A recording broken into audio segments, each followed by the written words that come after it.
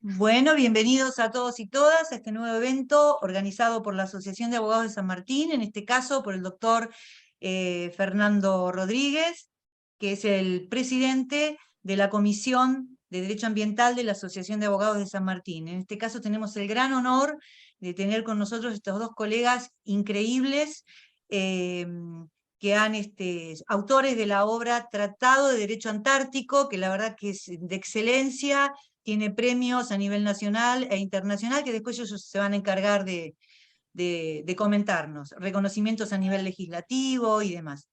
Bueno, vamos a hacer un pequeño raconto, pequeño de los currículums de cada uno de los doctores, autores de este libro, este Tratado de Derecho Antártico. El doctor Javier Alejandro Crea, vicepresidente de la Asociación Iberoamericana de Derecho, Cultura y Ambiente, es abogado egresado de la Universidad de Morón, especialista en Derecho Constitucional y en Derecho y Política de los Recursos Naturales y del Ambiente, en ambos casos por la Universidad de Buenos Aires, y es a su vez especialista en Derecho Ambiental por la Universidad de Belgrano y diplomado en Gestión de Proyectos Culturales por la Universidad Nacional de Quilmes. Es director de institutos, comisiones y actividades académicas de la Asociación Iberoamericana de Derecho, Cultura y Ambiente, dirigiendo en la misma el Instituto de Derecho Constitucional y Derechos Humanos. Es codirector y fundador del Instituto de Derecho Antártico y Gestión Polar AIDECA. Es subdirector del Instituto de Derecho de Ecología, Medio Ambiente y de los Recursos Naturales y Energéticos del Colegio Público de Abogados de la Capital Federal y miembro del Instituto de Derecho Constitucional del Colegio Público de Abogados de la Capital Federal. Es codirector de la Revista Iberoamericana de Derecho, Cultura, Ambiente, RIDCA, con el número de ISSN 2953-3554, miembro del Consejo Editorial de la revista Confrontos, Universidad de Itaúna, Minas Gerais, Brasil. Fue asesor legal de la Defensoría del Pueblo Adjunta de la República del Paraguay, director del Instituto de Derecho Ambiental del Colegio de Abogados de Morón, secretario general del Instituto de Derecho Ambiental de la Asociación Argentina de Justicia Constitucional y miembro del Consejo Académico de la carrera de especialización en Derecho Ambiental de la Universidad de Belgrano. Coautor del Tratado de Derecho Antártico, la gestión polar ambiental en el marco de los derechos humanos, primer tratado de derecho antártico en el mundo. Ha realizado trabajos de investigación jurídico-ambiental en Chernóbil, Ucrania, y en el continente antártico, docente de grado, posgrado y doctorado. Luego también la doctora María de los Ángeles Berretino, que es presidenta de la Asociación Iberoamericana de Derecho, Cultura y Ambiente. Es abogada egresada de la Facultad de Derecho de la Universidad de Buenos Aires. Ha realizado la especialización en régimen y política de los recursos naturales y del ambiente de la Facultad de Derecho de la Universidad de Buenos Aires. El programa de actualización en Derecho de Petróleo, Gas Natural y el programa de actualización en Derecho del Arte y Legislación Cultural, ambos de la Facultad de Buenos Aires. Diplomada en Gestión de Proyectos Culturales por la Universidad Nacional de Quilmes, es miembro ordinario del Instituto de Derecho de Ecología, Medio Ambiente y de los Recursos Naturales y Energéticos del Colegio Público de Abogados de la Capital Federal, y vocal del Instituto de Derecho Ambiental de la Asociación Argentina de Justicia Constitucional, galardonada por la Embajada de la República Popular China, primer puesto Cultura China en el año 1999. Es directora de Derecho Cultura de AIDCA, codirectora de la Revista Iberoamericana de Derecho, Cultura y Ambiente, cofundadora y codirectora del Instituto de Derecho Antártico y Gestión Polar, coautora del Tratado de Derecho Antártico, la gestión polar ambiental en el marco de los derechos humanos, primer tratado de derecho antártico en el mundo. Ha realizado trabajos de investigación jurídico-ambiental en el continente antártico, docente de grado y de posgrado. Unos currículums increíbles, doctores. Bueno, le cedo la palabra al presidente de la Comisión de Derecho Ambiental de la Asociación de Abogados de San Martín. Adelante, Fernando. Bueno, muchas gracias, doctora Cristina Pérgola, por la excelente presentación, ¿no? ¿Qué más puedo agregar yo para presentar a Ángeles y a Javier, que hicieron este maravilloso tratado de Derecho Antártico? Y bueno, se me ocurrió, digo, bueno, la Asociación de Abogados de San Martín no puede estar ausente en la presentación de este gran tratado, que lo hicieron con mucho esfuerzo, que se postergó un poco por el tema de la pandemia, pero bueno, he tenido el gusto de estar con Javier en la Facultad de Derecho de la UBA, como docente en la cátedra de la doctora Leila Devia, también formar parte, tener a cargo el Instituto de Derecho el Cambio Climático en AICA. La verdad que felicitarlos por todo este gran trabajo que están haciendo, y bueno, quiero darles la palabra para que nos cuenten un poquito de qué trata, ¿no? Todo este tratado de derecho antártico, cómo lo fueron elaborando, qué experiencias tuvieron. Sé que estuvieron en el llamado Continente Blanco hace muy poco. Muchísimas gracias, Fernando. Bueno, Cristina, la verdad agradecerles a los dos. Le voy a pedir, ya que somos poquitos y veo nombres de gente amiga conocida, así que anímense si quieren en cualquier momento a activar el micrófono o a levantar la mano e interrumpirnos. Ya que somos poquitos podemos charlar, más que dar una especie de clase magistral aburrida como pasa muchas veces, así que aprovechemos eso. Quiero, Ángeles, pedirte también que en esta primer partecita participe, porque lo que nos está pidiendo Fernando es que le contemos un poquito cómo empezó todo esto. Y hay una realidad, Fernando. Primero, agradecer. ¿Cómo se gestó?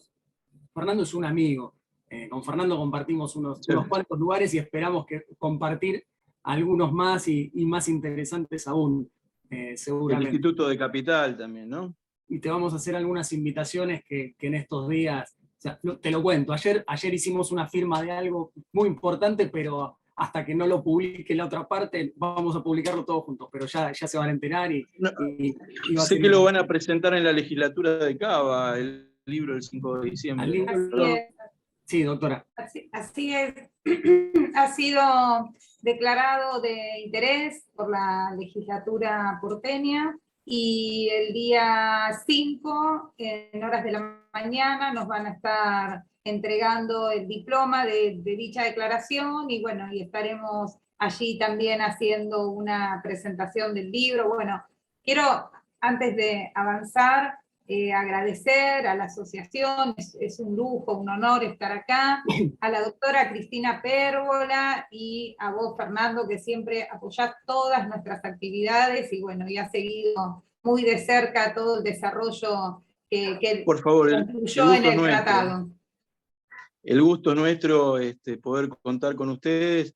Hace tiempo que nos debíamos así una charla, aunque sea en forma virtual, ¿no? Esta herramienta ahora que se volvió cotidiana, pero que nos permite sumar gente de todas partes, ¿no? Porque este es un tema realmente que en todas partes interesa, ¿no? Hace poquito nosotros tuvimos nuestra representante, la doctora Claudia Moray, en Egipto, en la COP27, de Sharm el Sheikh, junto al doctor Julio Sorrentino. El otro día también estuvieron haciendo una charla sobre todo eso, pero bueno, lo que nos interesa es saber cómo se fue gestando, ¿no? Toda esta idea y todo este gran trabajo que ustedes hicieron.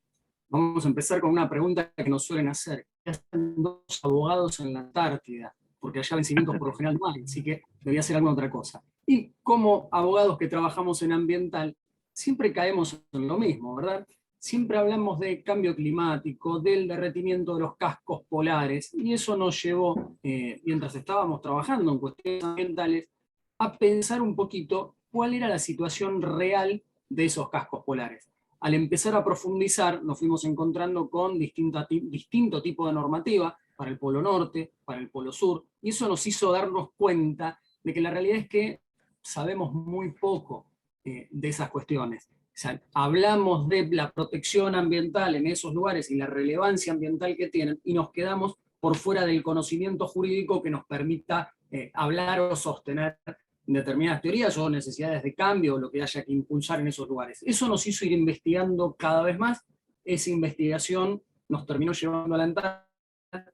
Esa es la realidad, y bueno, así comenzaron nuestros viajes, y así viene un próximo en enero, en el que aprovechando la campaña de verano y la posibilidad que nos da el clima más cálido que el que tuvimos en pleno invierno, nos va a permitir acercarnos a algunas de las bases que no hemos podido recorrer y conocer cuáles son específicamente esos procedimientos ambientales, esa logística, esas herramientas que se emplean día a día en ese sector.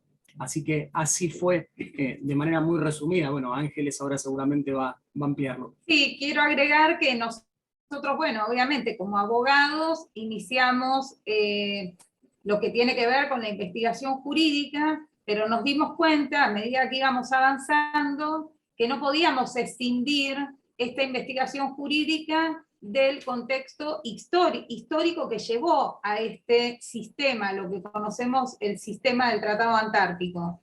Y tampoco podíamos separarnos de las particularidades geográficas, porque también tuvieron su relevancia en cuanto a las convenciones que lo conforman. Y así fue que fuimos avanzando y se fue completando lo que inició como un libro jurídico que iba a tratar los aspectos solamente jurídicos, pero nos dimos cuenta que para que se entendiera había que contextualizarlo, y bueno, fue así que lo que era un libro se vino en tratado, atento a todas las cuestiones que fuimos abordando, cuestiones geopolíticas, cuestiones ambientales, cuestiones geográficas, históricas, en contrapartida, para que el lector tuviera una comparación sobre el sistema jurídico de ambos polos. También se abordó cómo opera la cuestión jurídica en el Polo Norte, y bueno, eso nos llevó, como bien dijo Javier, a la Antártida. Conocimos la Antártida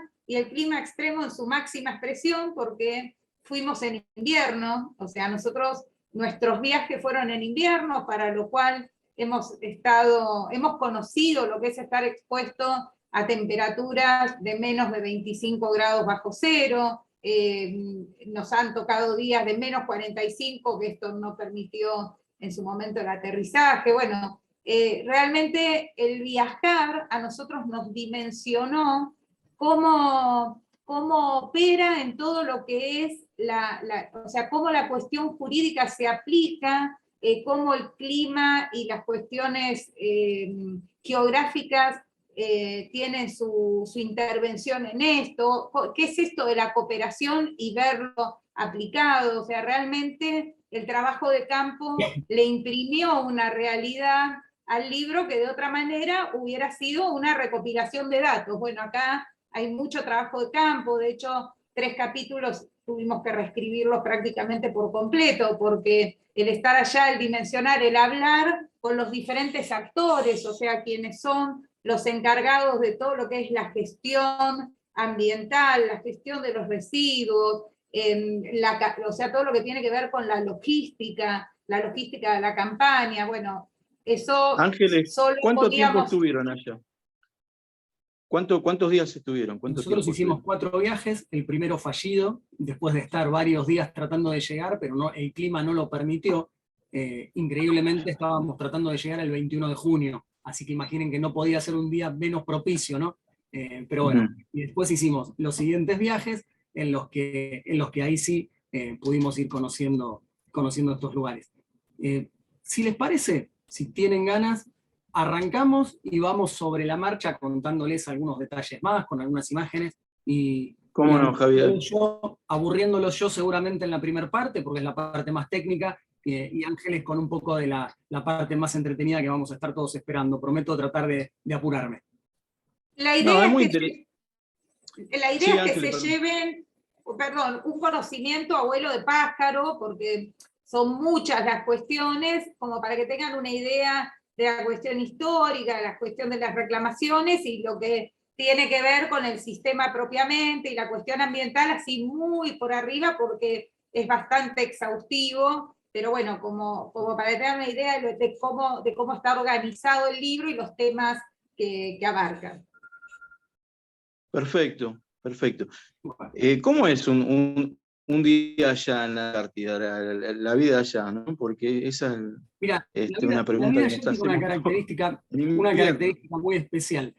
Todas esas diferencias que por ahí tenemos acá, quizás que está quien está de traje y corbata, o quien está de otra forma, quien trabaja en una cuestión, quien es docente y después vuelve a su casa y quizás se relaja un poco más. Todo eso es lo que allá no existe. Allá todos se dedican a todo. Por supuesto, el docente da clase en la escuela en Base Esperanza, ¿no? Pero cuando termina de dar sus clases, cuando termina de estar con los chicos, ese mismo docente quizás esa noche tenga a cargo preparar la comida, ayudar en la preparación de la comida, o lavar los platos, o hacer la limpieza del lugar, o dedicarse a los residuos, tranquilamente. Así que, ¿cómo es la vida? Todos los días hay un trabajo distinto, todos los que están allá se capacitaron especialmente en todo, sin perjuicio de sus especificidades, tienen capacitación que les permite a todos ir rotando y colaborando en base a las necesidades que tiene cada base en ese momento puntual. Recordemos que hay muy poca gente. Hoy tenés bases desde 65 personas, 70 personas, a bases que tienen 22.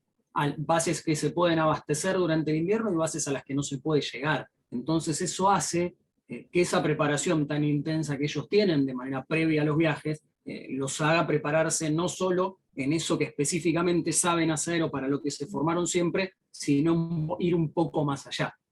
Por ejemplo, aunque parezca mentira, el médico tiene a cargo los residuos en todas las bases. Y sí, va de la mano.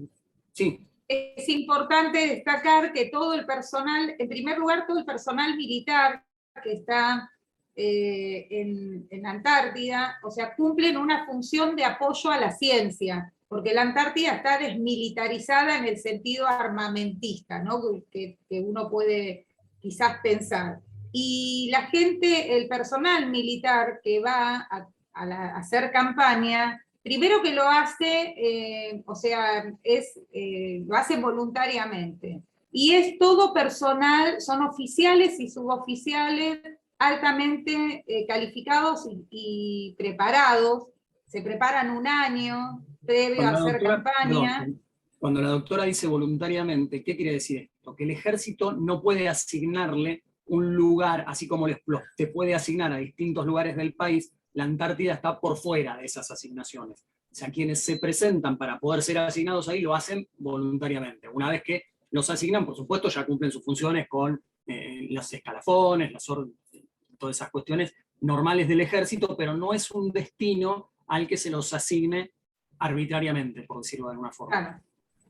El personal, bueno, se prepara un año antes, tienen capacitaciones integrales, y en general en las bases, quienes van a las bases tienen o son ingenieros o son mecánicos, porque hay a lo largo de toda la campaña, o sea, todo lo que se rompe en la base lo arregla quien está asignado a la base. Y si en algún momento hay algún repuesto que falta, tienen las herramientas y los elementos como para fabricarlo, porque convengamos que a la Antártida es muy, muy complicado llegar, fundamentalmente en invierno, entonces ellos tienen que estar capacitados para resolver todas las cuestiones que puedan surgir.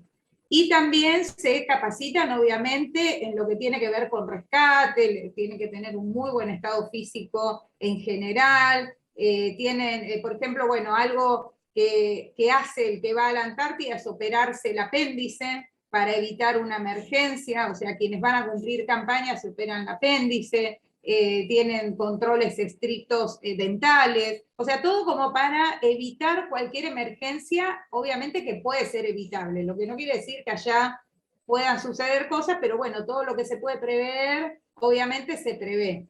Y claro, todo este personal también está muy capacitado en todo lo que tiene que ver con la gestión de residuos, el tratamiento de los mismos, hay niños viviendo en una de las bases, desde el chiquitito hasta el más grande, tiene estas capacitaciones. Bueno, doctor, dejo continuar. No, yo recuerdo una charla que hicimos hace un tiempo, ¿no? Con Mauricio Saldívar, con la doctora Moray, sí, la doctora Pantano, que también sí, que estuvieron en la... Fue muy rica esa charla. Aprovecho para dar un cariño muy grande a toda la gente que trabaja en AICA, ¿no? Como la doctora Claudia Valls, también en la parte del Instituto de Derecho Ambiental, ¿no? Gracias, muchas gente gracias. Muy, muy valiosa, por favor, por favor. Bueno, Javier, mostranos un poco entonces. A ver bueno, qué... como les dije, vamos a empezar a aburrirnos un poquito, pero la doctora después se va a ocupar de emparejar esas cuestiones. Me gustan las partes más técnicas a mí, así que por eso voy a empezar. segundito y quiero compartir pantalla. Ahora sí. Lo único que les pido es, díganme si se ve, si se está viendo bien, si se ven grande. Sí, se ve, se ve. Perfecto, Sí, perfecto. sí, doctor. Bueno, muchas gracias. Este es el libro, ustedes ya lo deben estar viendo. Agradecerle a Cátedra, que es la que nos ayudó. Esa foto es nuestra. Esa es base Esperanza, porque es una linda imagen. Estas que ven acá son las casas de las familias que están en ese lugar. Pero quiero partir peleándolo un poquito a Fernando. ¿Por qué? Porque ya que estamos, vamos a hacerlo un poquito más entretenido. Y por lo general, cuando hablamos de la Antártida, se habla de ambiental. Cuando hablamos de ambiental, el principio 1 de la Declaración de Río aparece como la base de todo. Todo el mundo termina mencionándolo, y ese principio es el que dice: el ser humano constituye el centro de las preocupaciones relacionadas con el desarrollo sostenible y como consecuencia tiene derecho a una vida saludable y productiva en armonía con la naturaleza. Aparentemente todos estamos de acuerdo con este principio, aunque ahora, no sé, dentro de un ratito volvemos y vemos si estamos tan pero tan de acuerdo con la forma en que está redactado. Eso es lo que hizo, que se desprendió el derecho de toda persona a vivir en un ambiente saludable. Eso fue recogido por la mayor parte de las constituciones, todos los que estamos acá, occidentales, ¿no? Por supuesto, trabajamos estos temas, y se relaciona la cuestión antártica con el ambiente. ¿Qué suele pasar? Nos suelen decir, es un espacio de un patrimonio de la humanidad, patrimonio cultural de la humanidad, un espacio reservado a la ciencia, un espacio común de la humanidad, y se piensa, o muchas veces se piensa, en el Tratado Antártico como una cuestión ambiental. Sin embargo, lo que quise mostrarles con esta placa, lo que planteamos con la doctora, es relacionémoslo un poquito con la normativa ambiental y la Antártida, y nos vamos a dar cuenta que no es así. Que el tratado es un tratado que fue creciendo y que se fue adaptando a las nuevas realidades. Pero si miramos las fechas, la Unión para la Conservación de la Naturaleza es del 48, el Tratado Antártico se firma en el año 59, mucho antes de esos hitos que solemos nombrar quienes trabajamos cuestiones ambientales. Fíjense, es 3 años anterior a Primavera Silenciosa, de Rachel Carson. En el 68 la Conferencia de la Biosfera de París, los límites del crecimiento del Club de Roma, 10 años después del Tratado Antártico. En el 70 la Ley de Política Ambiental, la EPA, en Estados Unidos. En el 72, que estamos cumpliendo los 50 años del gran fracaso tan exitoso que fue Estocolmo, 72, después charlamos si quieren de por qué un fracaso tan exitoso, pero bueno, no es frase mía, se la estoy robando a algún otro. La Convención para la Conservación de las Focas Antárticas del 72 también, 13 años después de la firma del tratado. La Convención para los Recursos Vivos Antárticos del 80, y así podemos seguir. En el 91 recién aparece el protocolo al Tratado Antártico sobre la protección del medio ambiente. La Cumbre de la Tierra en el 92, el artículo 1 que decíamos, es del 92, son sin más de casi cuántos, 33 años después de la firma. Pacto del Milenio, Cumbre Mundial de Desarrollo Sostenible, Río +20, Derecho Humano, un ambiente sano finalmente de este año. Vamos ahora a ponerlo un poquito en la historia y después vamos a llegar a por qué se firma este Tratado Antártico y cuál es la protección de la que hablamos en materia ambiental, que es la que hoy nos interesa. Antárticos procede del griego, antiárticos, si separamos la palabra, árticos, arctos, la osa mayor en el polo norte.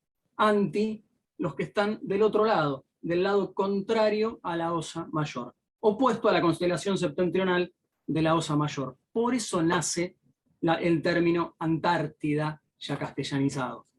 Cuando hablamos de la Antártida, como nos contaba, bueno, cuando estuvo nuestra colega Claudia, cuando estuvieron casi todos, o cuando solemos hablar de Antártida, pensamos en esto, estos paisajes hermosos, en que no hay prácticamente nada alrededor de esas pequeñas construcciones. Sin embargo, cuando hablamos de Antártida no tenemos que olvidarnos de estos otros detalles. Para poder llegar a la Antártida, esto es lo que tenemos que pasar. Llegamos con estos aviones que también parecen una gran travesía, algo lindo, miramos por las ventanas y algo súper entretenido. Este es un viaje, la verdad, los paisajes, uno, como decimos siempre, no sabe hacia qué lado mirar porque se está perdiendo el otro lado. Sin embargo, lo que parece tan entretenido, en realidad es este viaje. Este es un avión Hércules por dentro y ese es uno de nuestros viajes. Así que quiero que vean en el personal cómo se llega a la Antártida, lo que significa poder llegar a la Antártida y el esfuerzo que realizan todos quienes están allá para que nosotros, o para que los que trabajan en el lugar, o para que la soberanía argentina en este caso se siga ejerciendo día a día. El esfuerzo es mucho y este es el cansancio y eso es lo que conlleva. Perdón, doctor. ¿Puedo interrumpirlo un segundito? ¿Podemos volver a la foto de atrás?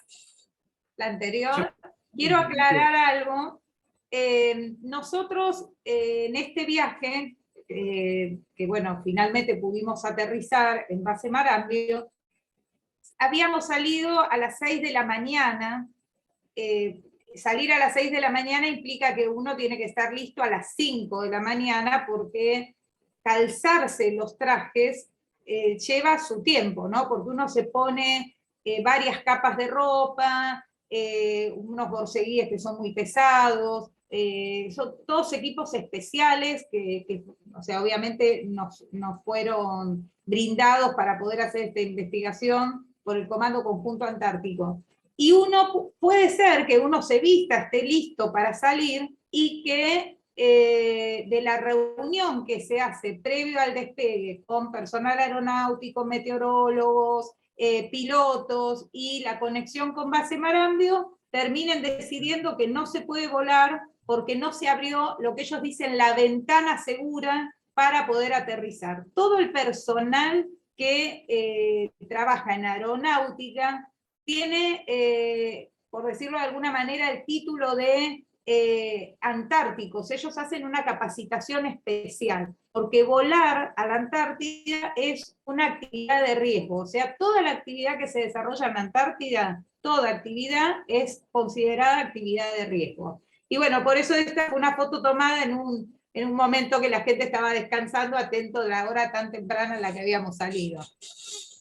Tengamos en cuenta que cuando la doctora les dice habíamos salido a las 6 de la mañana, salir a las 6 de la mañana no es salir a las 6 de la mañana de Buenos Aires para ir a la Antártida, es salir a las 6 de la mañana desde una base en Santa Cruz, bien al sur, en Río Gallegos, después de haber dormido varios días hasta que el clima permite que se abra esa ventana de la que la doctora les habla y poder volver a viajar. O sea, no es que es un viaje en el que salimos del aeropuerto de Ezeiza y llegamos a la Antártida. O sea, tengamos en cuenta esas escalas, esas paradas obligatorias. ¿Y por qué tan difícil? Vamos al resumen geográfico. Vientos de hasta 240 kilómetros por hora, clima seco, frío, poco húmedo, tempestuoso, sin lluvias prácticamente, con nevadas. Temperaturas que llegan a los 57 grados bajo cero, aunque en la base rusa Vostok llegó a los casi 90 grados bajo cero. El continente tiene 2.000 metros de altura de promedio, así que es el continente más alto de todos, el continente en un promedio de mayor altura, casi 14 millones de kilómetros cuadrados, 18.000 kilómetros cuadrados, kilómetros de costa, la población bajísima, entre 1.000 y 5.000 habitantes, contando todas las bases en la época de mayor población, las 5.000 habitantes, en la época de verano. Una densidad de población que es casi un chiste, 0,000 3.571 habitantes por kilómetro cuadrado, nada. Zona horaria, recorre todas. Es indispensable el estudio, el tratamiento y el seguimiento del cuadro de situación. ¿Por qué decimos que es tan importante analizar a la Antártida cuando hablamos de cambio climático, de cuestiones ambientales? ¿Por qué? Porque la disminución de las capas de hielo contribuye a la elevación del nivel del mar. La Antártida contiene la mayor concentración de hielo, lo que produce una influencia en la circulación oceánica mundial, impactando en el clima y otra vez en el nivel del mar. Muy importante la corriente circumpolar antártica. Tengamos en cuenta que esa es una corriente fría que lo que hace es bajar y enfriar. Eso enfría los océanos del globo, por decirlo de alguna forma, de manera muy resumida lo estoy diciendo, pero tengamos en cuenta eso, el derretimiento de los cascos polares. Si el cambio climático hace que la temperatura de esa zona, eso influye en el agua que circula por todo el globo.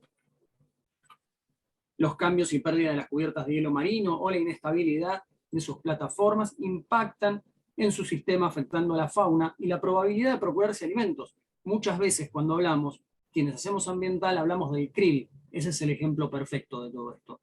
Es un laboratorio natural, materia de estudio. Y ahora sí, vayamos a por qué hemos entonces relacionado todo esto. El derecho a un ambiente sano, reconocido este año por la ONU, es un derecho global, reconocido, en el que para garantizarlo o para que lo podamos, para que pueda ser un derecho realmente efectivo, dependemos de un grupo de personas, dependemos de lo que se haga en esos lugares. A nosotros nos gusta decir que los derechos humanos se efectivizan gracias a políticas públicas o a lo que se hace en determinados espacios. Y en esos lugares es que cumple un rol fundamental, más que la Antártida por el solo hecho de estar ahí, quienes trabajan en esos lugares, quienes la protegen, quienes desarrollan esas tareas científico-militares, voy a decir, para la protección de ese sector. Y el Tratado Antártico viene a cumplir un papel fundamental para la protección de esa zona. Vamos de vuelta a la parte aburrida. Año 100 aproximadamente se imaginaba un continente al sur de África con la teoría de que era para compensar el peso del planeta. Este peso bajo para que en esa rotación o no rotación se compensara. Registros cartográficos recién a partir del año 1500, con la misma teoría. 1570, el primer mapa de Ortelius, es el conocido Terra Australis Incognita, le decían. Acá abajo lo pueden ver. Miren podemos decir que la Antártida fue imaginada antes que descubierta. Literalmente, porque todo esto era lo que se suponía que existía en el sur del planeta para compensar el peso de todo lo que había arriba y que sí se conocía un poco más, digamos. ¿Cómo se fue explorando? ¿Por qué sé yo esto? Exploraciones para descubrir el mundo. Bueno, el siglo XVI, siglo XV, finales del siglo XV, volvemos sobre lo mismo. Se imaginaba un continente grande, llevó a confusiones, Magallanes pensaba que había llegado, bueno. Distintos navegantes de distintos lugares, exploradores holandeses, españoles, británicos. Y acá aparece un detalle que es muy importante cuando hablamos de la Antártida. El foquero inglés William Smith. Me voy a quedar con el foquero inglés. Pensemos en esa actividad y volvamos a pensar en recursos naturales. Fíjense cómo la palabra foquero, cazadores de focas, que viajaban al sur del planeta para poder pescar, para poder cazar esos recursos naturales ya en aquella época. Después lo vamos a relacionar con la normativa de protección de esas focas. Siglo XVI. ¿Qué se buscaban? Rutas para las especias, lo mismo que sucedía en el resto del planeta. Cazadores de focas escondían la ubicación, no la registraban. ¿Por qué? Porque no tenían la obligación, porque no estaban esos organismos internacionales que nos obligaban a consignar, como se hace ahora, en dónde está cada buque, cada lugar al que se va, se guardaba, se escondía, no se ponían las rutas de navegación. ¿Para qué? Para no compartir la riqueza. No te voy a compartir el lugar al que vamos a cazar las focas. Primeros registros, 1820, 1822, y ahí comienza esa carrera de expediciones en la Antártida, expediciones científicas que promovían en esa época los estados. Observación, estudios. Finales del siglo XIX hasta 1920 se habla de etapa heroica. ¿Por qué etapa heroica? Por lo difícil que era. O sea, hoy tenemos equipamientos, o sea, les quisimos marcar lo complicado que era llegar. Imaginen ustedes esto mismo hace 100 años, en los que la ropa pesada para ponerse para ir a la Antártida significaba pieles, en los que las botas eran pieles de animales gruesas, con cuero para poder soportar ese frío. Hoy tenemos ropa térmica, hoy tenemos ese termosellado que se usa en la vestimenta, los equipos y todas las otras cuestiones. En esa época, no. Durante mucho tiempo, como les decía, se ocultó la información. Primer presencia oficial, Guillermo Brown, en 1815. En 1904 se inauguró el primer observatorio meteorológico. Lo hizo Argentina, en la base Queves Orcadas.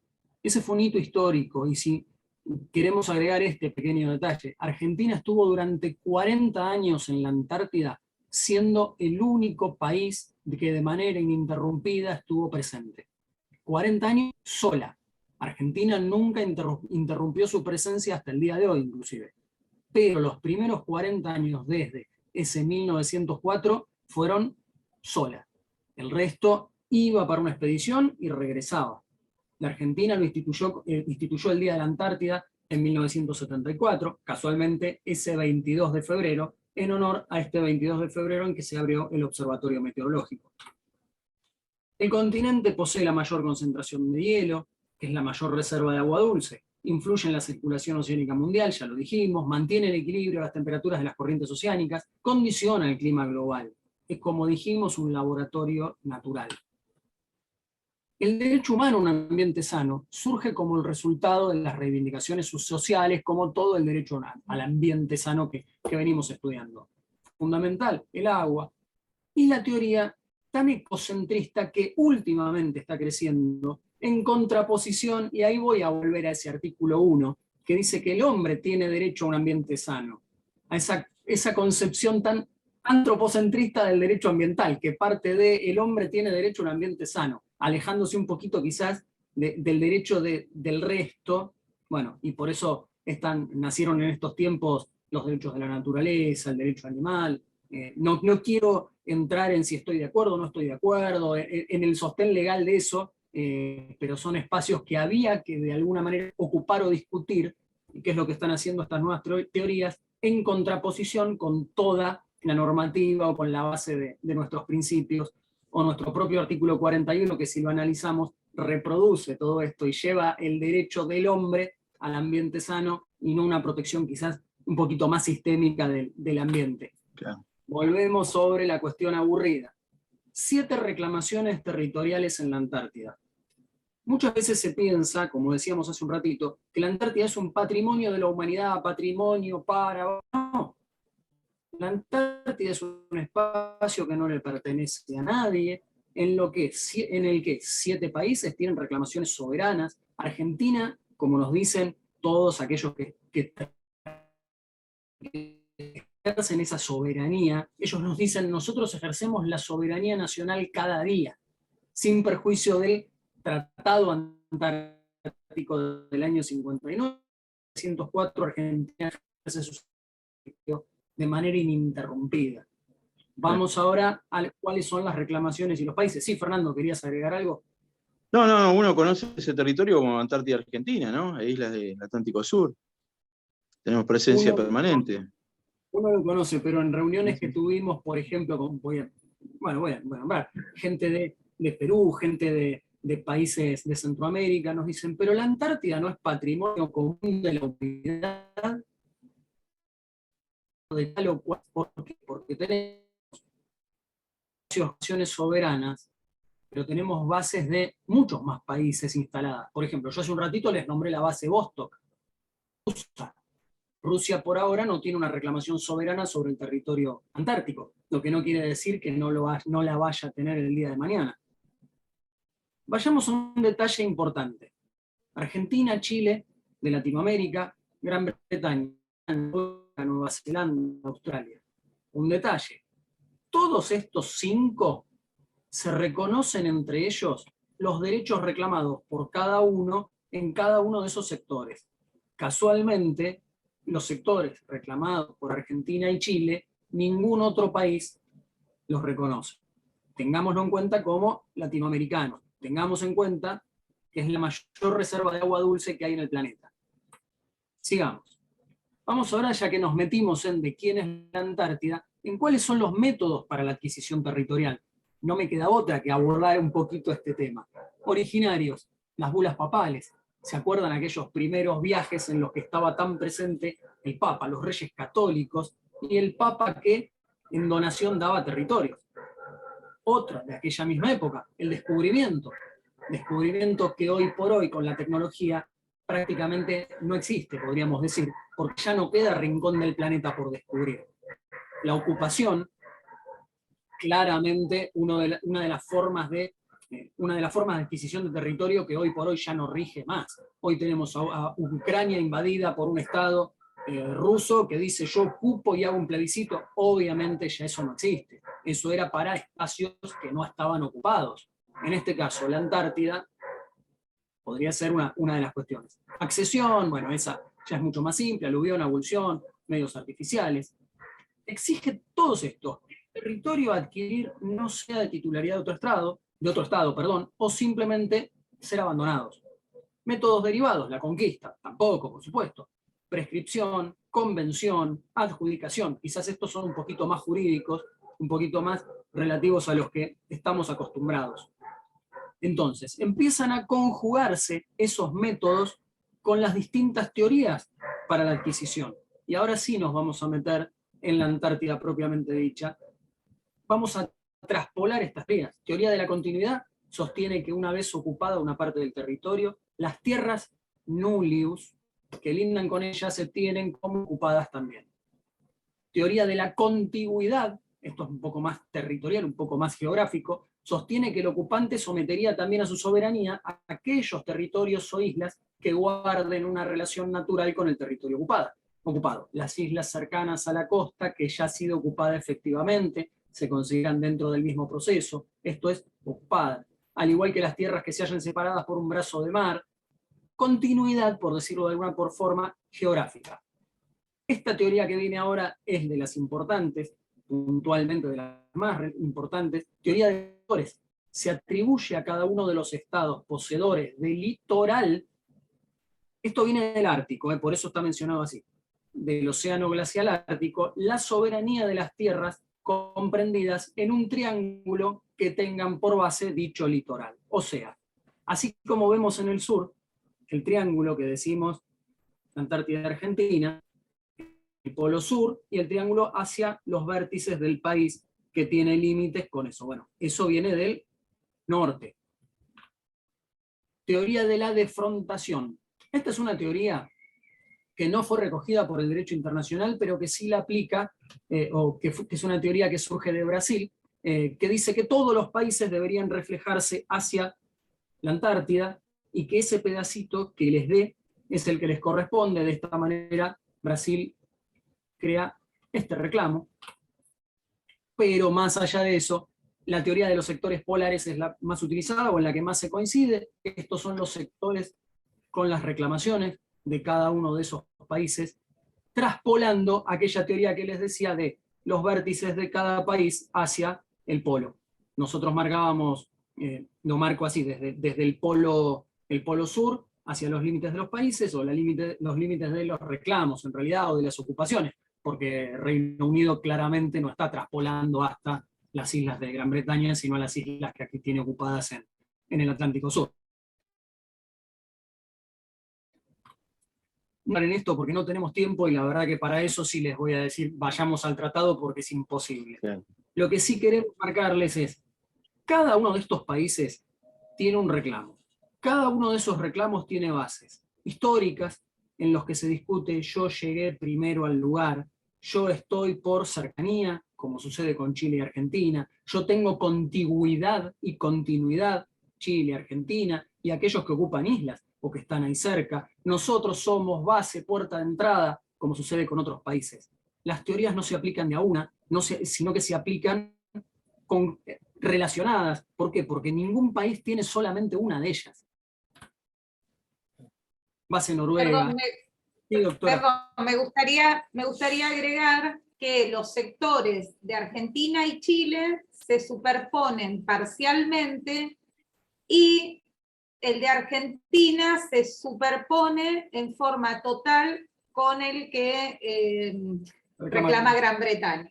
Esto es importante aclararlo. No vamos a entrar uno por uno en los reclamos, por eso quise hacer ese resumen, pero como ustedes ven, tenemos bases que normalmente no conocemos. Dumont, Rotera, bueno, las bases chilenas. El reclamo argentino.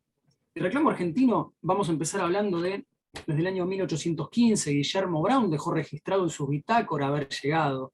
En 1818 se pidió una solicitud para cazar lobos marinos. Empezamos a hablar de recursos naturales en serio. 1818. Se creó el Instituto Geográfico Argentino, que propuso ya expediciones a la Antártida, en el año 79. En 1901, la expedición sueca comandada por Carlos Larsen llevó personas argentinas, permanecieron en la Antártida y fueron rescatados, por argentinos. Así que bueno, eso vale la pena mencionarlo. Javier, somos pioneros en la historia, ¿no? ¿No es cierto? Nosotros. Sumamente pioneros. Sí, sí. Bueno, ten en cuenta ese pequeño detalle. Y Perdón, tenemos aparte una vasta historia en lo que tiene que ver en cuanto a rescates también antárticos. Volvemos sobre lo que estábamos marcando hace un momento. En 1904 se izó la bandera y se estableció ese destacamento en Orcadas. 1904, esos 40 años de Argentina en soledad en la Antártida. Se emprendieron expediciones, hubo enlaces radiotelegráficos, se estableció la Comisión Antártica Provisional para que, para que Argentina participe en la Conferencia Polar Internacional en Noruega de 1940. O sea, hay hitos históricos muy importantes. Y queremos destacar algo que a nosotros nos llena de orgullo y nos sorprende. Entre estos hitos, hace unos días en la presentación del libro que tuvimos en la primera, el comandante conjunto antártico dijo, ¿se escucha bien? Sí, sí. Sí, perfecto, perfecto. El comandante conjunto antártico dijo que este libro era un hito en la historia de la soberanía argentina en la Antártida, porque era la primera investigación jurídica en el continente antártico en el mundo. Así que personal, funcionarios públicos, gente con esa relevancia, lo mencionen de esa forma, a nosotros nos llenó de orgullo y nos hace sentir que hicimos una pequeña contribución de un poquito más, a un granito de arena más a todo eso que como vemos acá detallado, fueron haciendo. Javier, contale a la gente qué convenio firmó AICA con distintas entidades, ¿no? Porque este es un trabajo conjunto que ustedes están haciendo, ¿no? Para que nosotros pudiéramos llegar a esta investigación y poder estar presentes en Antártida, nuestra asociación firmó un convenio con el Comando Antártico. Y el queremos Comando Conjunto Antártico es área de ejército que tiene a cargo todas las operaciones. Te estamos perdiendo un poco, Javier. Yo no la escuché, doctora. Que te estamos perdiendo un poquito, te perdimos un poquito. El audio, repetí un poquito la última parte.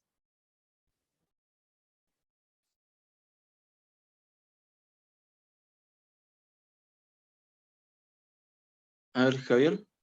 Te quedaste, ahí quizás vuelve a ingresar. Bueno, yo les comento un poquitito. Nosotros tenemos un convenio de colaboración en cuanto a lo que tiene que ver con la investigación en cuestiones antárticas con el Comando Conjunto Antártico, y en el marco de diferentes programas de investigación en relación a estas cuestiones, nosotros lo que son las regalías del libro van a ser totalmente donadas a estos programas conjuntos de investigación y divulgación en cuanto a cuestiones antárticas. A ver si te escuchamos, Javier. Ahí estoy de vuelta, lo que hice fue no tener la imagen. Sí. Quizás se escucha un poquito mejor, seguramente ahora. Ahí te escuchamos se escucha bien, sí. Bueno, ahora sí, esto es un pequeño detalle, no quiero desarrollar cada uno porque es imposible en este tiempo, es solamente una presentación. No, decir lo más importante, Javier. Como vemos acá, base Belgrano 2, es lo que normalmente no imaginamos o relacionamos con el Polo Norte. Bueno, ahí están las auroras, no son las boreales, sino que son australes, pero bueno, ahí las tenemos, esta es la base más al sur que Argentina tiene, es una base casi inaccesible, muy difícil de llegar, está por aquí, abajo, y no se llega desde acá, sino que se llega dando toda la vuelta, no sé si llegan a ver el mouse acá que estoy moviendo arriba. Sí, en el mapita. Hacia acá. Ahora, yo les decía hace un ratito, que este no es un tratado ambiental, sino que es un tratado que vino a dar una respuesta geopolítica. ¿Por qué? Porque vino a solucionar conflictos bélicos en la primera mitad del siglo XX. Veníamos de la época más complicada en la historia de la humanidad, en la historia reciente de la humanidad. Primera Guerra Mundial, Segunda Guerra Mundial, y empezó a descubrirse que en la zona antártica había recursos naturales importantes, había reservas hidrocarburíferas importantes que no se han medido hasta el día de hoy, pero que estaban. Se empezó a pensar en la zona como una zona a la que ir a instalarse para poder acceder a esos recursos. ¿Eso qué significaba? La posibilidad de nuevos conflictos bélicos. O sea, no eran recursos a los que se podía llegar sencillamente, era tener fuerzas armadas, era tener grandes corporaciones, era tener intereses de distintos lugares con reclamaciones o con intentos de hacerse de un espacio, ya sea para ocuparlo o para extraer esos recursos. Ahí nace la idea de ponerle fin o de tratar de frenar estos problemas que empezaban a darse, estas discusiones a las que se le temía. ¿Por qué? Porque veníamos saliendo de la época más bélica de la historia de la humanidad. Se produjo entonces, entre el 1 de julio del 57 y el 58, lo que fue el Año Geofísico Internacional, fue una especie, por decirlo de alguna forma, de prueba de investigación conjunta, de coparticipación, de participación internacional, cooperación, y funcionó en la Antártida. ¿Eso qué hizo? Participaron, bueno, una cantidad de estados, que son los que después fueron a la firma de este tratado, un año después, y eso llevó a que Estados Unidos de América invitara a los 11 países que habían participado a la celebración ya de otro tipo de conferencia, de otro tipo de convención, en la que se llegara a un acuerdo que pusiera fin a estas reclamaciones o que al menos las congelara por un tiempo. Estas reclamaciones, esto terminó dando como resultado la firma de este Tratado Antártico el 1 de diciembre del 59, firmado por 12 estados: Argentina, Australia, Bélgica, Chile, Francia, Japón, Nueva Zelanda, Noruega, la Unión del África del Sur, Sudáfrica, la Unión de Repúblicas Socialistas Soviéticas, Rusia y el Reino Unido de Gran Bretaña, Irlanda del Norte y Estados Unidos de América, que fue el anfitrión en Washington. El tratado, que es lo que más nos importa en este momento, garantiza el uso de la Antártida exclusivamente para fines pacíficos. Promueve la libertad de investigación científica, la cooperación internacional, el intercambio de observaciones y resultados científicos, a los cuales se debe poder acceder libremente. El trabajo tiene como característica intrínseca la cooperación. Concilió intereses y derechos discutidos, y acá hablamos de, entre comillas lo pusimos, ¿por qué? Porque se dice que el tratado congeló esas reivindicaciones, por ahora, de esos 7 estados. En un futuro uno no sabe de cuántos. Esto está reflejado en los distintos artículos. Artículo 1, utilización pacífica. Artículo 10, en concordancia con eso, es compatible con las Naciones Unidas, no realizar actividades contrarias a los principios y propósitos del tratado. Es concorde con el principio 1, prohíbe las explosiones nucleares, la eliminación de los desechos radioactivos, la libertad de investigación, lo que veníamos nombrando. Ahora, pequeño detalle voy a agregar a todo esto. Todo esto suena muy bien. De hecho, se viene cumpliendo muy bien, y la Antártida es un gran ejemplo, una gran utopía, por decirlo de alguna forma, que se concreta todos los días, pero que no se da en el resto del mundo. La pregunta es, ¿hasta cuándo va a durar esto? Cuando el derecho internacional todos sabemos que tiene un casi nulo o escaso o muy reducido poder de policía. ¿Qué vamos a hacer el día que alguien decida no cumplirlo? Por otro lado, ¿cuántos países lo ratificaron? ¿Cuántos países adhirieron? ¿Qué hacemos con los otros 220 países que no lo hicieron? ¿Qué va a suceder el día que Rusia decidió invadir Ucrania? Por ahora no había a nadie sacándola. Veremos qué sucede el día de mañana en la Antártida. Por lo pronto queremos destacar esto que sí está funcionando en ese sector que es tan importante para el ambiente del planeta todo, ¿no? Para la situación climática del planeta, para todos nosotros. ¿Por qué llegamos a la construcción o a la elaboración de este tratado? ¿Por qué es un tratado? Porque la región tiene un sistema jurídico propio. Un sistema jurídico que nació de una forma y que se fue desarrollando. Un sistema jurídico vivo que se fue ampliando y que se fue adaptando con el tiempo a las nuevas realidades.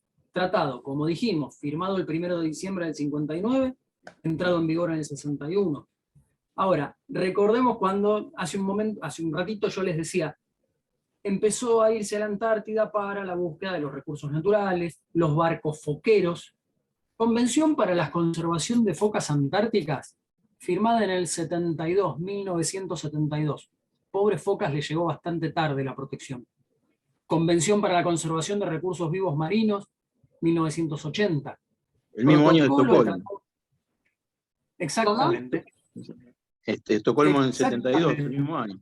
Claro. Exactamente, el mismo año de Estocolmo, cuando empezaban aquellas preocupaciones ambientales.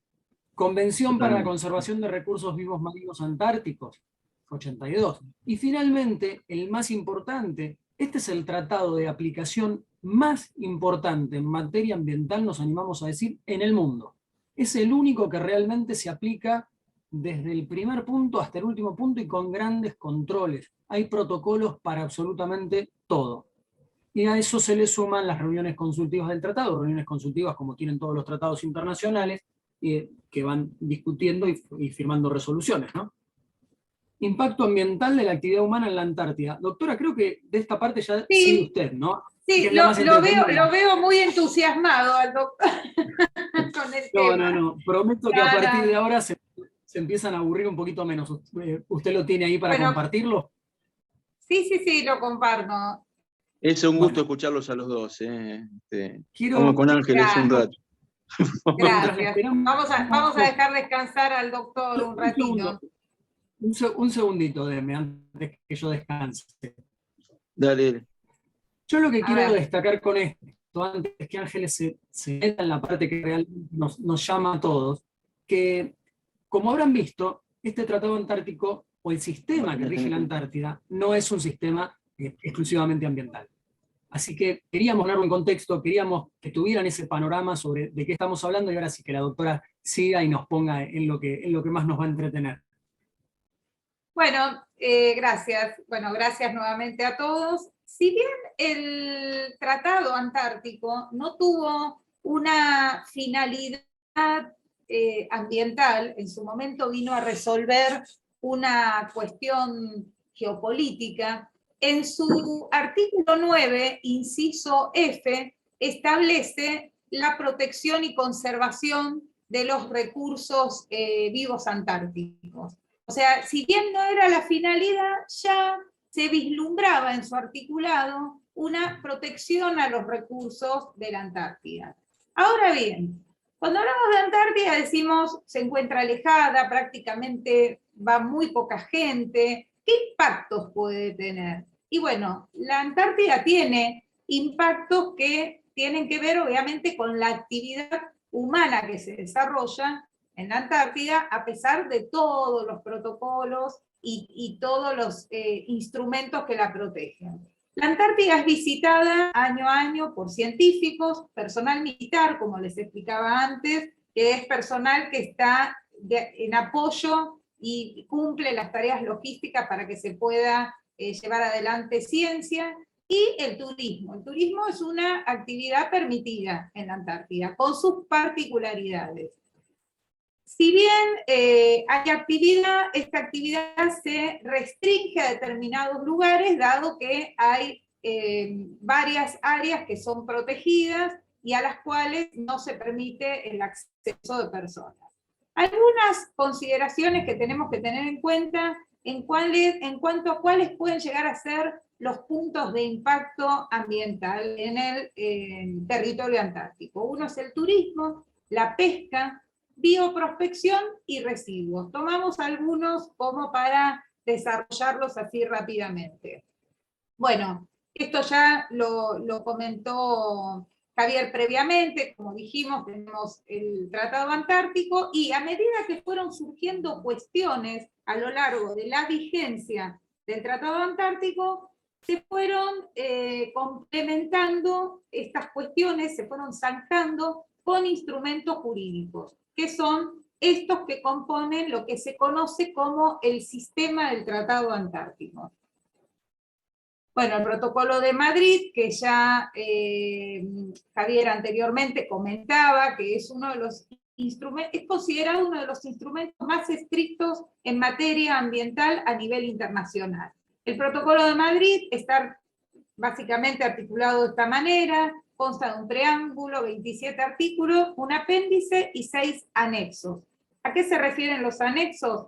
Evaluación de impacto ambiental sobre el ambiente, conservación de la flora y fauna antártica, la eliminación y tratamiento de residuos, la prevención de la contaminación marina, la protección y gestión de zonas, esto que yo les decía anteriormente, y la responsabilidad emanada de emergencias ambientales, que aún no ha entrado en vigencia. Bueno, volviendo al tema de los puntos de impacto ambiental en la Antártida.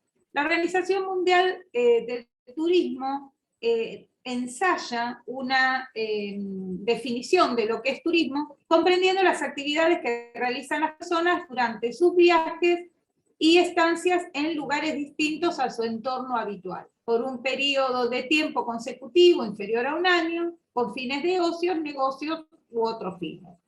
El turismo sostenible es aquel que mantiene el equilibrio entre los intereses sociales, económicos y ecológicos. Y se agrega el turismo sustentable, que atiende a las necesidades de los viajeros actuales sin descuidar los futuros. El Protocolo de Madrid permite el turismo en la Antártida y establece mecanismos de protección. Bueno, esto es un pequeño resumen histórico de los viajes turísticos en la Antártida. Ya el primer viaje turístico fue en el año 1958 a bordo de un buque argentino. Y lo que tenemos que tener en cuenta es que los cruceros que se realizan, porque en realidad el turismo llega en cruceros, son considerados cruceros de expedición que incorporan la educación y la formación como tema principal. No es solamente un crucero de ocio, sino que a lo largo de toda la travesía se les va dando capacitaciones a la gente en cuanto al territorio que van a visitar. También es importante saber que no siempre descienden los pasajeros. Esto está supeditado a las autorizaciones, a la época del año, a la cantidad de turistas, y es importante saber que por cada guía, por cada 20 pasajeros debe haber un guía turístico. Esto es riguroso a los fines de evitar daños al ambiente que se visita. Todos los operadores turísticos, como así también todas las organizaciones no gubernamentales que planeen actividades en la Antártida, deben cumplimentar requisitos formales que se establecen bajo la órbita del sistema del Tratado Antártico. Y lo que reviste fundamental importancia es la evaluación de impacto ambiental en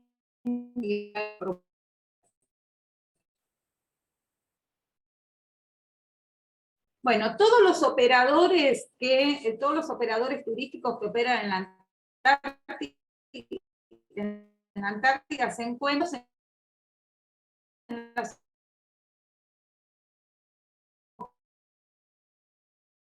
Estamos perdiendo, doctora, La cooperación continua entre sus miembros, proporcionar un poco. A ver, yo continúo. No, por cualquier ahí cosa si me avisan. se corta el Zoom, lo retomamos, no hay problema. Interesante crear un cuerpo de embajadores para la protección continua de la Antártida, brindando la oportunidad de experimentar actividades en el continente antártico, apoyar la ciencia, fomentar la cooperación. Cuando hablamos de Antártida, la palabra cooperación aparece en forma reiterada. Y realmente la cooperación es algo que allí se aplica en cuanto a lo que es investigación, lo que tiene que ver, como anteriormente decíamos, el tema de los rescates, la cooperación internacional, ¿no? Y en cuanto a lo que tiene que ver con los operadores turísticos, muchas veces operan como soporte a la ciencia. O sea, puede ser una práctica habitual que en un buque turístico se traslade personal científico que coincida con el destino al cual va a acercarse ese buque.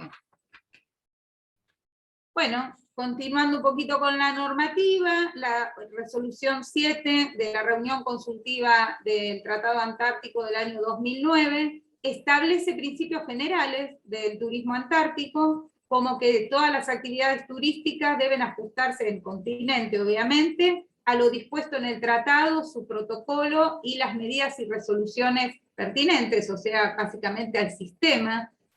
El turismo no contribuirá a la degradación a largo plazo del medio ambiente antártico y todo lo que comprende. Debe haber cooperación entre los operadores turísticos y deben propender a enriquecer y educar a los visitantes, estos que decíamos anteriormente, que son cruceros de expedición y de educación.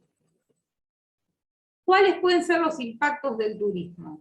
La introducción de especies invasoras en forma accidental, a veces en la misma suela de un zapato, algún líquen, el arribo de barcos y aviones que transportan turistas pueden generar un cierto riesgo de accidentes y derrames, el paso de un número elevado en determinados sitios de interés pueden pisotear el terreno y eso genera una degradación, la alteración o incomodidad de la fauna autóctona y los residuos. Otro de los puntos de impacto puede ser la pesca. Bueno, en 1980 se adoptó la Convención sobre la Conservación de los Recursos Vivos Marinos Antárticos. La convergencia antártica, de la que hablábamos antes, constituye una barrera oceanográfica circumpolar que de alguna manera crea como una barrera natural de protección, y es también la que delimita un área con otra. Y uno de los grandes problemas en relación a la pesca no tiene que ver tanto con la pesca en sí misma, o sea, la pesca controlada y permitida, sino que la pesca ilegal, que es obviamente la que está por fuera de las normas y no respeta las vedas y las diferentes zonas de protección. Las víctimas habituales de las zonas son la merluza negra, que en Europa es considerado un plato exótico y es un plato que cotiza arriba de 60 euros, y el krill. En los últimos años se han conocido las bondades del krill y se ha pescado a gran escala, y esto ha generado una merma en el recurso propiamente dicho, y a su vez ha generado un impacto al ecosistema asociado. Por ejemplo, el krill forma parte de la dieta, es una parte fundamental de la dieta del pingüino emperador. Algunos de los problemas, de otros problemas e impactos que puede generar la pesca, puede ser las redes perdidas o abandonadas, que se conocen como redes fantasmas, los daños a las aves marinas, que se ven atraídas a las embarcaciones, el vertido de restos de pescados y desechos, el ingreso de especies invasoras en los mismos barcos de pesca, el riesgo de colisiones de las embarcaciones con el hielo, todo lo que esto podría implicar, tal como derrames de petróleo u otras sustancias. Bueno, la Comisión para la Conservación de Recursos Vivos Marinos implementa exhaustivos conjuntos de medidas. Estas medidas se revisan año a año con el resultado de los informes que se van recabando el año anterior. En función de esto, se toman medidas para el año que sigue. Otra de las cuestiones que pueden generar un cierto impacto en la zona es la bioprospección. Y esto es un tema interesante porque también entra en colisión en relación al sistema del Tratado Antártico. La bioprospección es la búsqueda de sistemática de genes, de componentes naturales y organismos completos de la naturaleza para darle un potencial en desarrollo de productos. El producido de la bioprospección se utiliza en la industria médica, en la farmacéutica, en la química, en cosméticos, entre otros. Voy a dejar planteada una pregunta en cuanto a si es un emprendimiento científico o comercial, porque va a tomar relevancia luego en función de lo que vamos a desarrollar a posteriori. Las etapas de la bioprospección son la recolección de muestras, el aislamiento, caracterización y cultivo de especies, la detección de la utilidad de las muestras para fines comerciales, el desarrollo del producto, su patentabilidad, venta y marketing. Cuando hablamos de bioprospección, también debemos hablar de biopiratería o biocolonialismo, que consiste en el tráfico de estas especies silvestres, de la fauna y flora, y de los conocimientos de las comunidades tradicionales. En el año 1992 se adoptó el Convenio sobre Biodiversidad Biológica, y es este el primer tratado en reafirmar los derechos soberanos de los países a regular el acceso a sus recursos biológicos con el consentimiento informado como elemento central. Ahora Ese es el bien, que se suscribió en Río, ¿no, Ángeles? sí, señor, exactamente. Ahora bien, No, mentira. ¿cómo se resuelve este tema en la Antártida? Porque convengamos que la Antártida tiene un sistema particular en donde los reclamos de soberanía se encuentran congelados de alguna manera bajo la órbita del tratado. Y acá volvemos al dilema, ¿hay un emprendimiento científico o comercial? Porque acá tenemos que considerar la propiedad de los recursos genéticos, el acceso al conocimiento, teniendo en cuenta el espíritu de colaboración científica que hay en la Antártida, porque en la Antártida todo lo que tiene que ver con investigación científica implica el compartir los resultados de esta investigación, el acceso a la información recabada, el impacto ambiental de la bioprospección, la posibilidad o no de patentamiento, la distribución económica de los beneficios. Bueno, este es un tema que todavía se encuentra en etapa de discusión, por decirlo de alguna manera, en cuanto a cuál va a ser la resolución definitiva del carácter de la bioprospección en la Antártida. Si consideramos que la bioprospección es una actividad científica, deberíamos decir que su organización en la Antártida tiene que ser acorde a los requerimientos del tratado y el protocolo, lo cual incluiría respetar el artículo 3 relativo a esto que decía el intercambio de información. Ahora bien, si lo consideramos una actividad comercial, esta obligación de intercambio de información no aplicaría, pero sí aplicaría la cuestión en relación a las pruebas de impacto ambiental.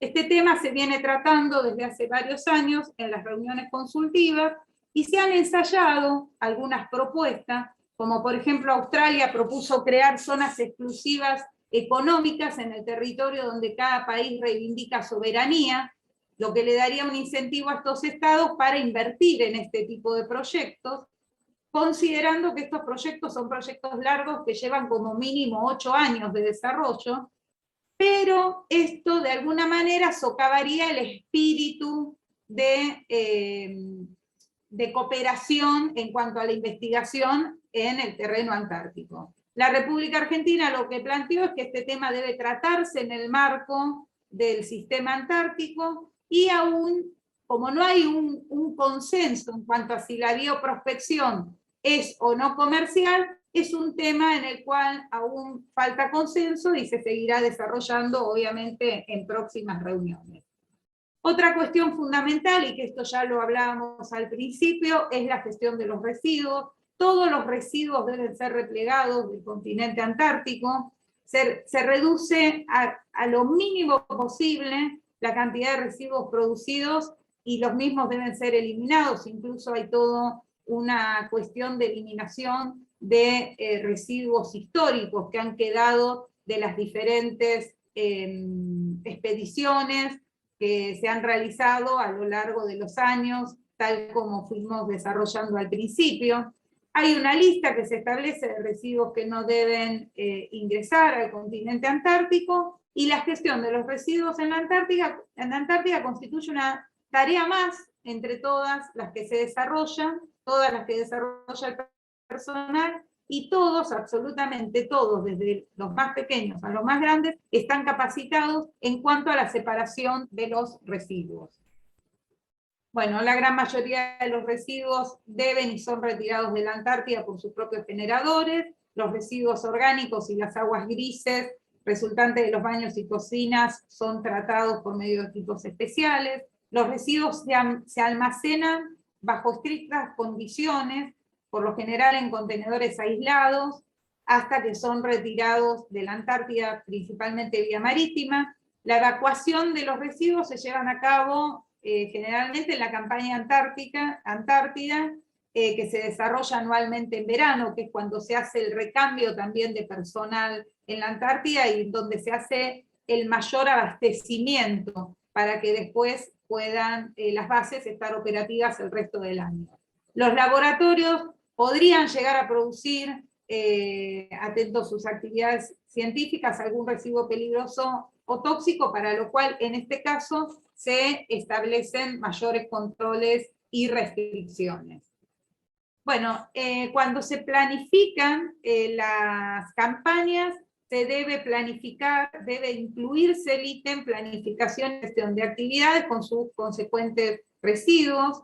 Bueno, esto que les comentaba, el tema de los residuos, la remoción de los residuos históricos, y se establecen confección de informes en relación a la gestión de residuos, pudiendo las partes intercambiar información respecto a esta gestión que se realiza.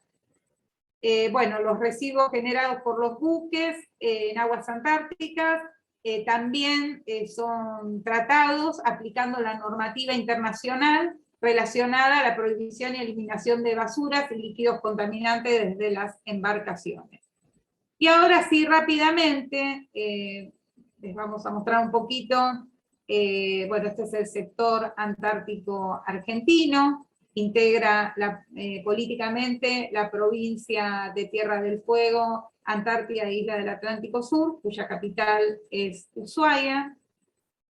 Las bases antárticas argentinas, que la Argentina gestiona, son 13, 7 son permanentes, permanentes quiere decir que están operativas todo el año, y 6 son temporarias, que están operativas solo en verano. Y generalmente estas bases en el verano es donde se desarrolla la mayor actividad científica, atento a que es cuando el clima más lo permite. Bueno, esta es una pequeña, así rápidamente, como para que tengan una idea de cómo está conformada una base, ¿no? La organización, el organigrama de una base. Hay un jefe de base, un segundo jefe de base, un encargado de usina, mecánicos electricistas, esto que les decíamos al principio, gente altamente preparada, porque ellos tienen que poder resolver todas las cuestiones que se presenten en las bases a lo largo de la campaña.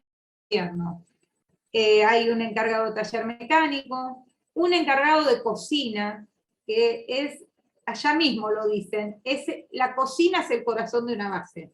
Bueno, las raciones de las bases se calculan cuando se diagrama la campaña, rigurosamente. Hay nutricionistas que calculan la cantidad de calorías acorde al clima y acorde al trabajo que se desarrolla allí.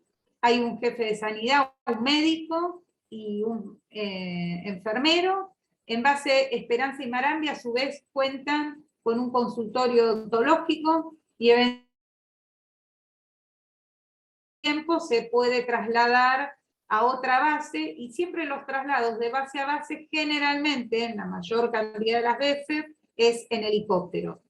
Bueno, hay un encargado de la radioestación y también estación meteorológica, que por lo general tienen 2 operadores, salvo Marambio, que cuenta con 6.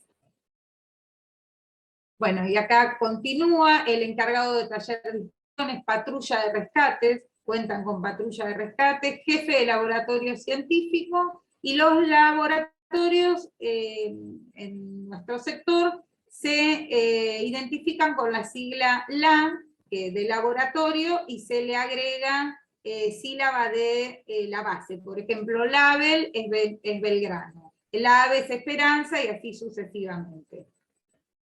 Bueno, este es un esquema de cómo están ubicadas las bases. Este es el despliegue del personal en la campaña antártica 2021-2022. Algunas fotos, base Orcadas, base Marambio. Bueno, esta astronauta soy yo. El doctor Crea estaba ahí por sumarse a la foto. Este es el interior de base Marambio. El comedor de base Marambio. En la base hay muy buena, están muy bien climatizadas, están más o menos a 20 grados. Es muy agradable el clima en las bases. ¿Perdón? No, si me permite y puede volver un par de fotos hacia atrás. Porque en esa que usted mostró y dijo, este astronauta soy yo no puedo dar fe de que fuera usted, doctora, sinceramente. Es la única persona que conozco que viaja a un lugar tan lejano y se deja puesta toda la ropa para que no podamos saber que es ella la que está debajo de todo eso que tenía puesto.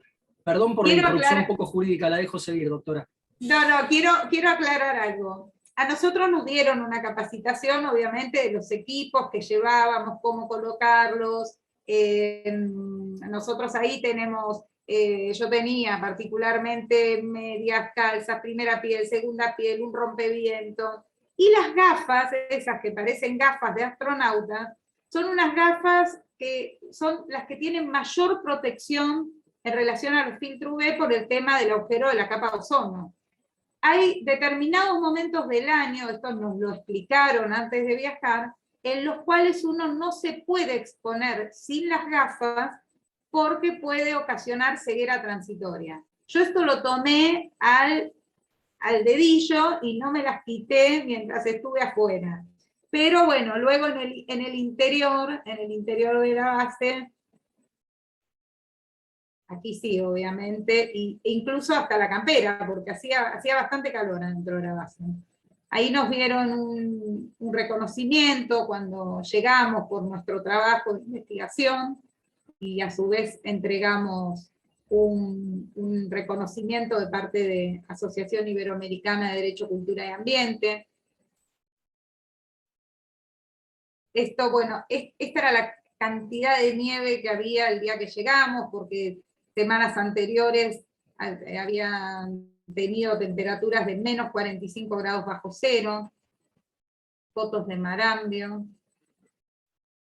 El aterrizaje y el despegue en Marambio es sumamente preciso, atento a que la pista cuenta solo con 1.200 metros y termina en un acantilado.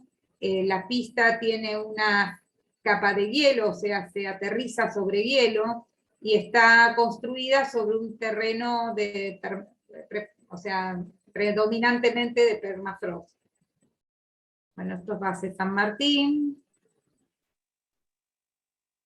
Les quiero mostrar que esto es interesante. Bueno, base Esperanza. En base Esperanza habitan familias y por ende también niños. Esto fue parte del plan, lo que se conoció como el plan Pujato. Pujato es considerado el prócer de los antárticos, y uno de los puntos que él desarrollaba en cuanto al ejercicio de soberanía de la Argentina a la Antártida era tener un poblado.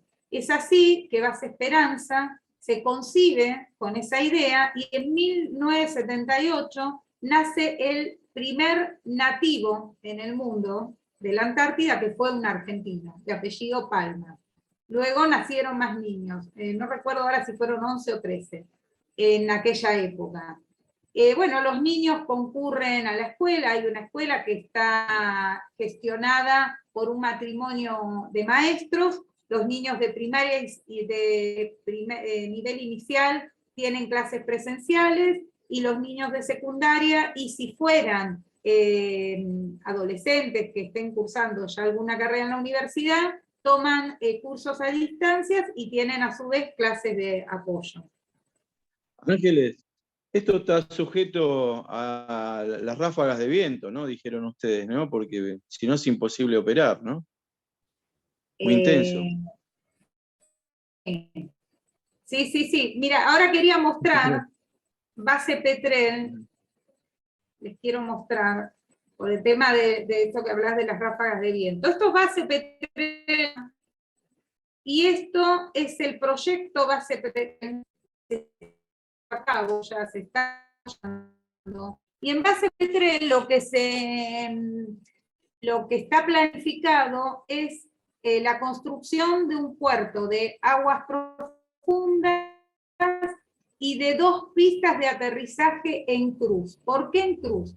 Para que, en función de los vientos, considerando lo complicado que es aterrizar, haya otra posibilidad de aterrizaje en función de cómo soplen los vientos. Por eso la pista en cruz. La turbulencia, claro. En Marambio, el tema, claro, en Marambio, dependiendo los vientos también, o sea, son todas las cuestiones que se evalúan en el briefing, lo que ellos dicen en el briefing, que son estas reuniones previo a despegar de Gallegos, para ver si es posible o no, y si el viento, el clima, la visibilidad permiten el aterrizaje, ¿no? Tengamos en cuenta que todo se proyecta a 4 horas o 3 horas y media después, porque en Gallegos están midiendo el tiempo, el clima en este momento, pero lo que ellos tienen que saber es si al momento de aterrizar el vuelo se va a poder. Y en la Antártida no podemos tener las previsiones que tenemos normalmente en estos lugares, es mucho más complicado.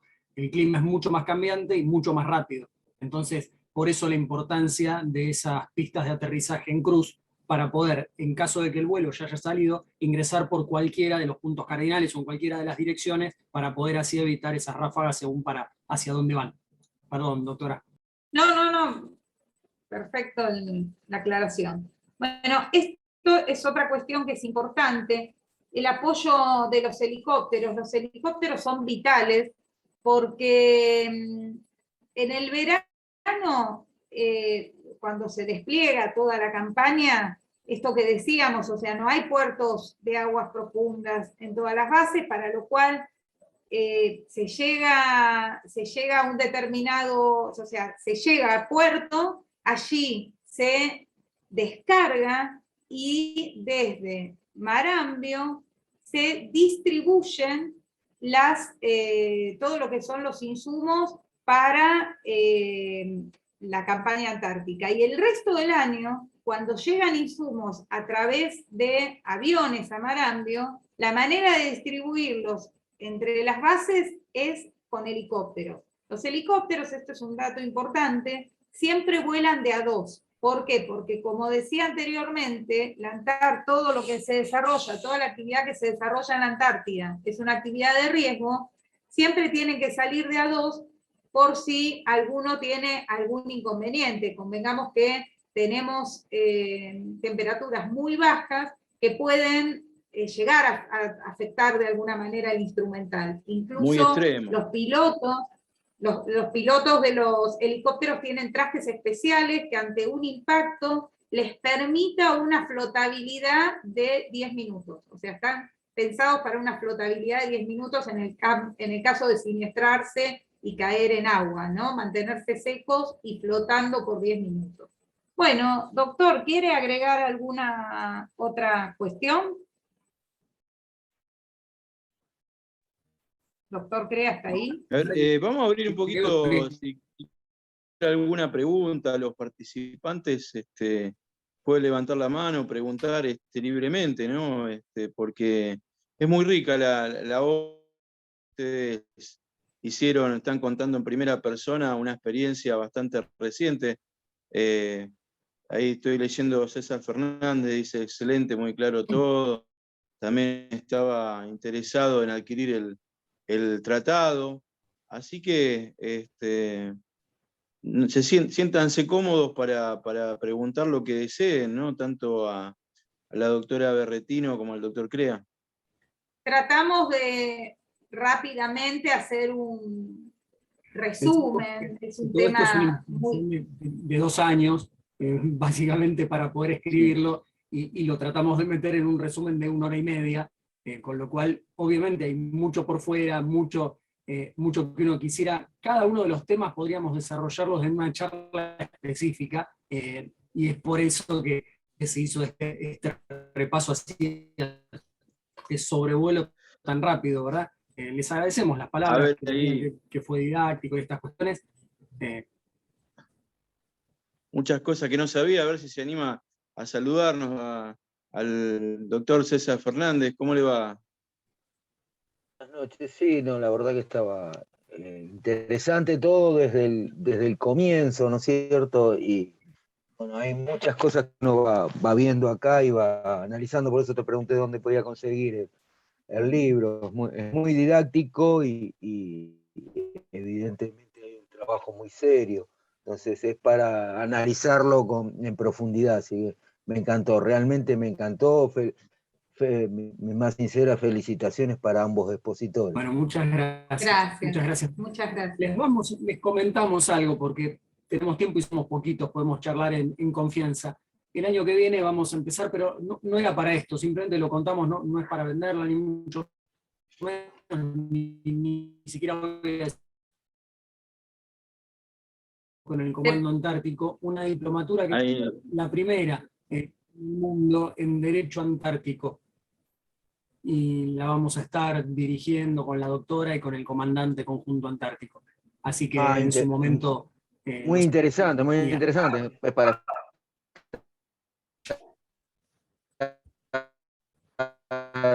Es para estar al tanto de cuando... ¿Se cortó? ¿Hola? No se escucha, se corta por momentos. Ah, perfecto. No, para estar al tanto de lo que estaba diciendo recién el doctor sobre la diplomatura, excelente, para tenerla en cuenta.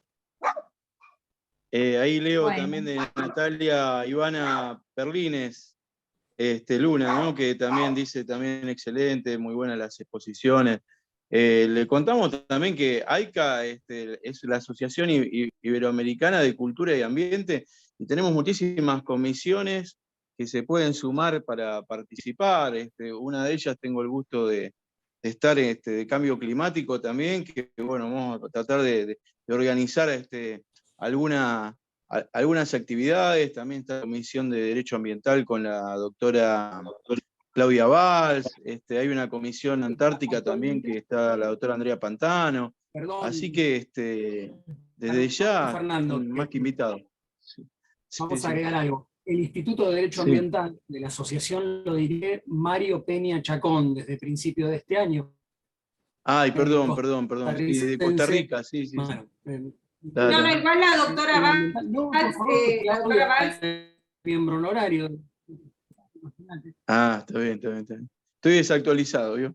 No, porque fueron cambios de este año por cuestiones laborales, y bueno, y nos acompaña Mario Peña Chacón, que es un gran referente en la materia. Estuvo hace poquito por acá, ¿no? Estuvo la semana pasada, justamente la semana pasada nos visitó, hemos tenido posibilidad de realizar unas cuantas actividades con él.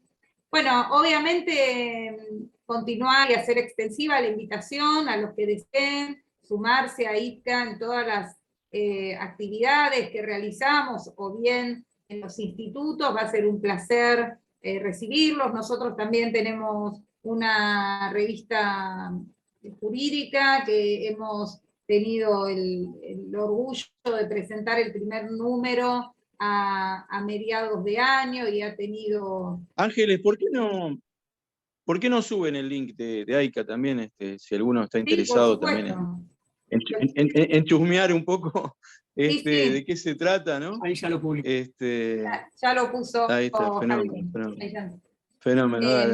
Dale.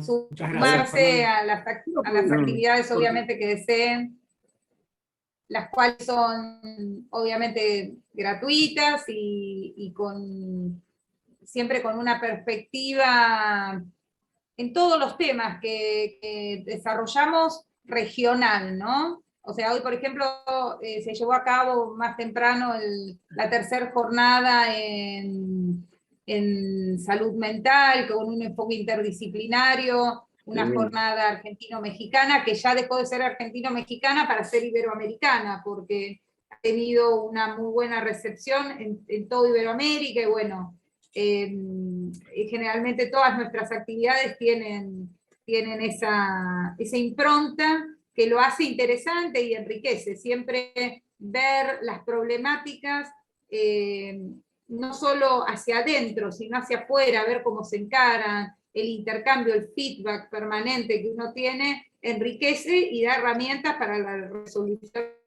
obviamente, de conflictos diferentes. Bueno, también que la Asociación de Abogados de San Martín no solamente tenemos esta comisión de ambiental, sino también, bueno, Cristina Pérgola nos va a poder decir mejor, ¿no? Pero tenemos comisiones de derecho penal a cargo del doctor Ciancio, comisiones de veedoras carcelarias, de derecho animal con la doctora La Prebende, Sí, ¿no? sí. Los animales no humanos también.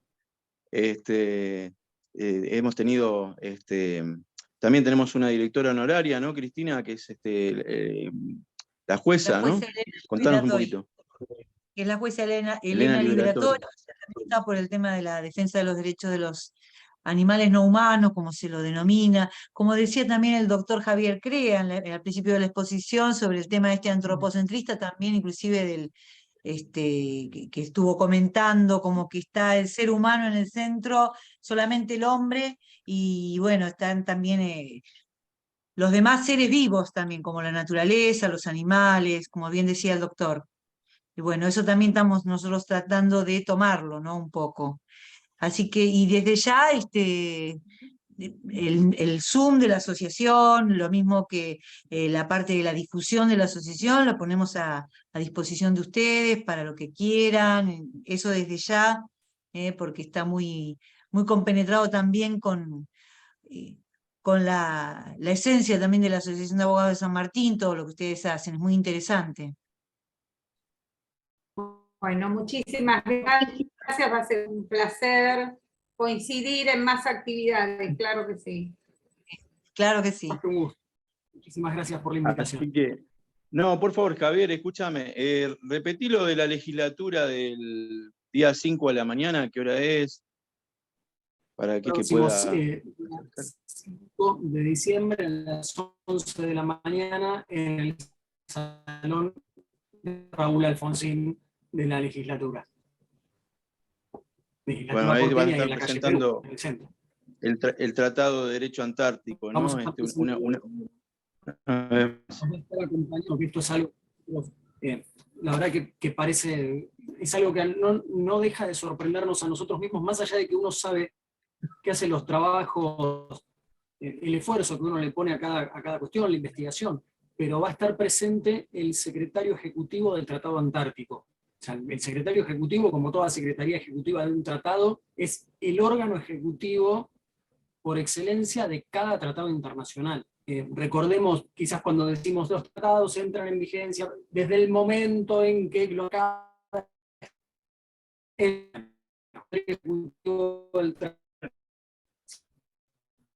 Adivina quién se en este momento, ¿no? Nuestro amigo desde México, ¿no? El presidente de la Liga Mundial de Abogados Ambientalistas, nuestro querido Aquilino Vázquez. Aquilino, ¿cómo estás? Hace tiempo que no vamos. ¿Cómo andas tanto tiempo, Aquilino?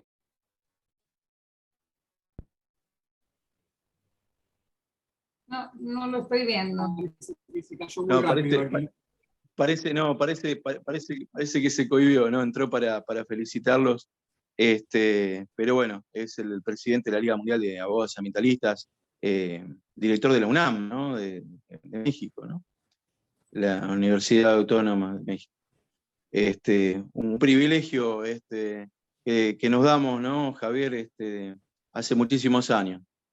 Sí, nos saludamos a la distancia. Yo quiero agradecer que entró hace un ratito el doctor Álvaro Sabot. Álvaro es docente, coordinador, allí en la maestría en Derecho Sustentable. Puntualmente, ahora no lo tengo en mente exactamente cómo se llama esa maestría, una maestría de avanzada que empezó hace bastante tiempo, lo cual es muy llamativo, sobre todo por el nombre, que fue una de las primeras universidades que nos invitó a presentar el libro para Costa Rica y lo declararon de interés de la maestría, lo cual también agradecemos a Mario Peña Chacón, que desde Costa Rica también nos hizo el título y trabajó tanto con nosotros. Que aparte debemos decir que Mario Peña Chacón nos prologó el libro y de hecho fue quien al ver el trabajo de investigación dijo, chicos, esto es un tratado, no es un libro, es un tratado por cómo se abordaron los temas.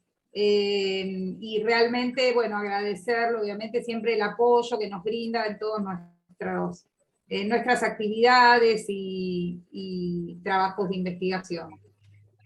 Bueno, parece que hoy, este viernes a la noche, Internet mucho no nos quiere ayudar. No. Así El doctor Zagotti estuvo No. conectado por Instagram. Nos estuvo escuchando por Instagram. Está mandando mensajes, así que le mandamos saludos. Cristina, bueno, también queremos agradecerle también al doctor Julio Sorrentino, que forma parte también de nuestra comisión ambiental, al doctor Roberto Melchiori, ¿no? Nuestro presidente de la asociación, y también está a cargo del Instituto de Agua y Energía en el Colegio de Abogados de San Martín. Así que, bueno, Javier, Ángeles, mil gracias por presentar este Tratado de Derecho Antártico. Están siempre invitados a participar en nuestra Asociación de Abogados de San Martín. Para lo que quieran, nosotros estamos siempre, porque es un gusto, un privilegio que nos han mandado, y bueno, desearles la mejor de las suertes con este tratado. Un abrazo grande y bueno, a seguir adelante con todo esto. Muchas Que tengan gracias. buenas noches. Muchas gracias. Y gracias a todos los que siguieron la charla. Gracias por acompañarnos. Muchas gracias, muchas gracias.